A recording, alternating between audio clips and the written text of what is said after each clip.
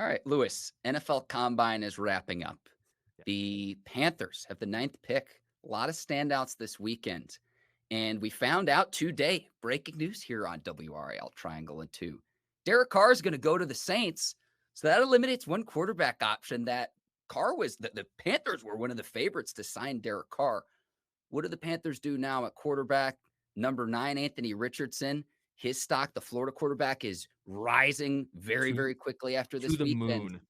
What do you think happens? What do the Panthers do at number 9? What happens at the quarterback position?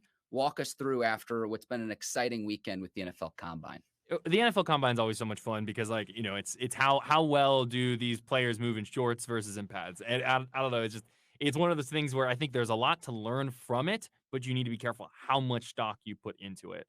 Amen. So when you look at it, I think they're going to take that first round pick and use it on a quarterback. Just with how everything's shaken out in free agency, it doesn't really seem likely that they're going to go with that free agent route. If they did, it would be someone like a Derek Carr, who, by the way, as someone who has Chris Olave in a fantasy football keepers league, very excited that he's heading to New Orleans. But I think that it's the question is which quarterback is going to be left? C.J. Stroud, Bryce Young, Will Levis, Anthony Richardson. Those four, to me, are the possible option there at 9. And I don't know if one of them is going to be there at 9, Yep. which means they would have to trade up for that. Looking into it a little bit, ever since Scott Fitterer came into the picture in 2021, they have been active in trading picks. You look at the Dan Arnold, the Sam Darnold, obviously those kind of ones that happened outside of the draft, but they've also been active in terms of trading actual draft picks during the draft. The one thing you really haven't seen from the Panthers as an organization is trading up those top end first round picks. So in order to get one of these guys, I think they're going to have to do something that they've never done before, which is trade higher up into higher up in that top 10. I mean, I think Bryce Young is probably going to be the first guy off the board, but Anthony Richardson he's so interesting from an athletic perspective. I tried to tell myself not to fall for the Anthony Richardson hype because, he wasn't exactly great at Florida. He has some accuracy issues, some ball placement issues, but my goodness, his athleticism jumps off the charts. He has great vision, his pocket presence. He has that kind of all of these tools. The foundation is there. You just need someone to coach him up a little bit from the accuracy and ball placement perspective. And that's kind of part of the reason why you hire Frank Reich in the first place, is to coach someone up. Will he be there though? I don't know. Lewis, I think you hit the nail on the head. I don't think any of the 4 quarterbacks you named are going to be there at 9. So you're going to have to trade up, point blank, period. Like the premium at the quarterback position in the NFL, you hamstring your ability to win if you don't have a blue chip guy. Now, a player like Anthony Richardson, the coaching fit and the personnel around him, I think, and you could say this about any rookie, but for him particularly, there is no ceiling, but there might not be a floor either.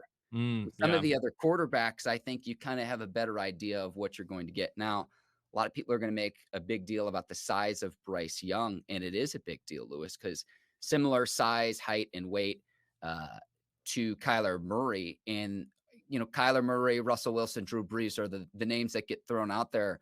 A lot of quarterbacks 6 foot and under, but those are really the exception, not the rule at the quarterback position. Hmm. The Panthers have to get someone because I go back to, okay, in the post Cam Newton era, and I'm not talking about his second stint, but you bring in Teddy Bridgewater, it doesn't work.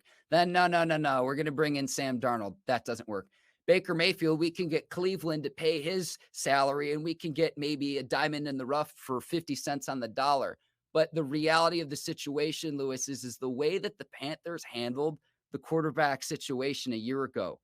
They allocated the 10th highest amount of money in the NFL to the quarterback position last season. They Jeez. didn't have the 10th best quarterback play in No. the league. So you bring in Baker Mayfield for a 1-year rental, really half season rental. And it's like, oh, this is a savvy move. But it's because you haven't been able to find the guy post Cam Newton. How are you going to be able to do that moving forward?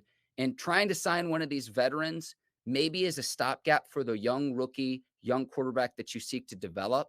But I just don't see it right now. And look, the 2 quarterbacks under contract right now, Matt Corral, Jacob Eason, I really don't think that they're the answers either. So you've got to go to the draft. You're likely going to have to trade up, like you said, Lewis. Yeah. not my question to you, Mark, is let's go ahead and eliminate maybe Bryce Young from the equation. I do think he's going to be top three.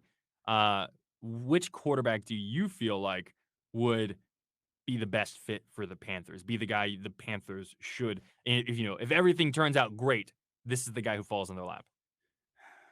Levis. Honestly, if you get Levis, I think you're over the moon. I think you're ecstatic because, yes, CJ Stroud, like they all looked impressive this last weekend. The ones that worked out at the combine, the ones that threw at the combine.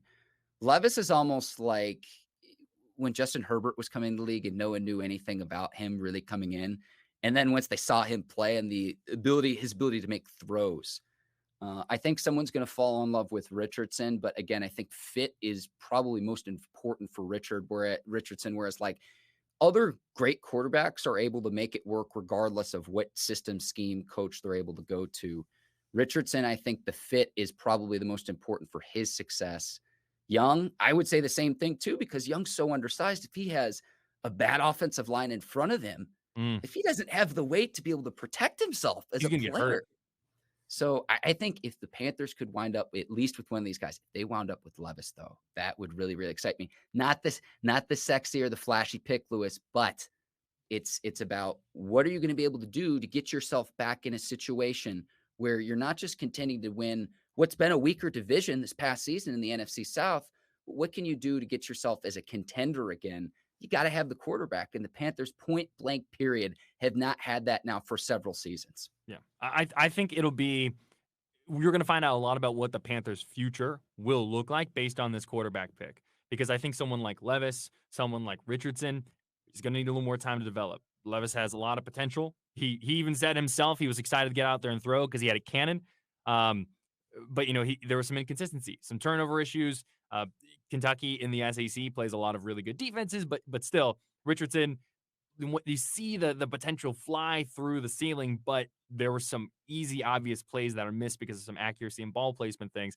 To me, though, if they get if CJ Stroud Yeah. falls to the Panthers, in my mind, then the Panthers create a situation where he could be offensive rookie of the year. They could have a very quick turnaround because I think he is the most ready to start Mm, and play immediately. I don't know. I don't think he's going to fall that far. They'd have to trade up to get him. But yeah. CJ Stroud, to me, of that group, if I'm the Panthers, I'm intrigued.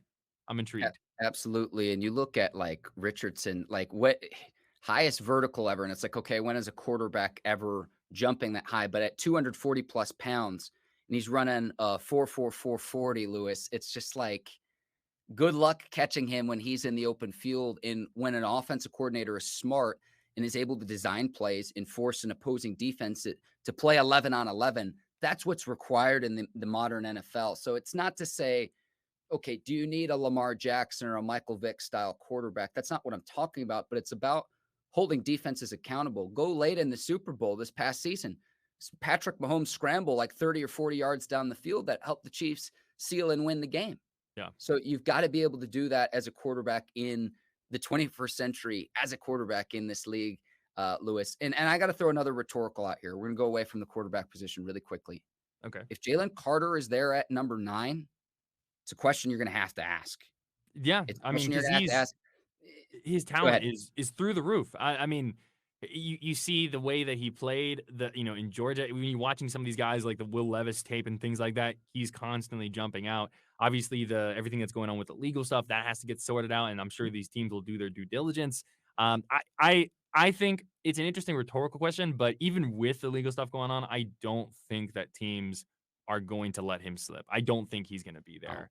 well, Because this is a guy who if the Bears end up keeping that pick instead of trading it, he's probably going to be their guy, or at least he was before everything that happened over this past week with the news of his potential involvement with the tragic crash that happened in Georgia earlier this year. So it's going to be really interesting. But ultimately it's going to be hard for me to see the Panthers picking someone that is not a quarterback, unless of course they're all gone, and then well, good luck.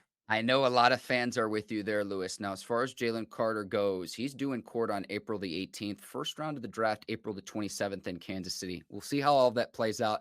Not always popular to say, hey, let's wait and see. Let's wait and see to see how that process plays itself out, to see how I do think he will fall though, Lewis. I do think Mhm. he will fall to where before, I think he was in that conversation, top 3 picks. How far he falls though, that's what we're gonna remain to see. Any other observations from the combine that I'm missing, Lewis, before we wrap up here? I keep in mind, if you're, Panthers fans listening, just make sure you're paying attention to the production of the players that are going to be drafted, as well as their athletic ability and their age. You gotta hit that, that athletic ability, and that the younger they are, you need to have that potential. It's hard being a 25-year-old, 24-year-old senior coming out here and trying to have a successful athletic career in the NFL. That's just kind of how I view it.